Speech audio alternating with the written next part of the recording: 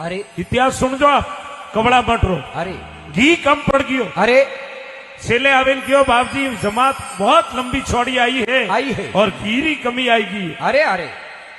हेमपुरी जी महाराज क्यों रे ओपरे वेरो हरू करो जय हो पेला अरट जूटता हमा अने वेरो शुरू कीधो अरे अने वेरा रे माईती सीधो घी निकलनो हरू भेगू जय हो आज वेरो मट रे ठीक है लेफ्ट साइड में वो वेरो आयोड़ो है आप जाइन देखो अबार भी पानी निकलेला माए घी टाइप रो तेल निकले नहीं ऑयल वालो अरे जी आज भी महसूस लेला जय हो कई दिनों तक वो घी हालतो ही रहियो हमा अब हेमपुरी जी महाराज सब महात्मा री परीक्षा करे रिया अरे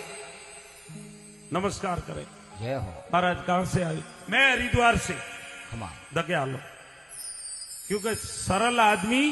लपरो हाले लपको बोले पौन पेलारी पाड़े पाड़े एड़ा पापी रो संग करे तो तरतो नहीं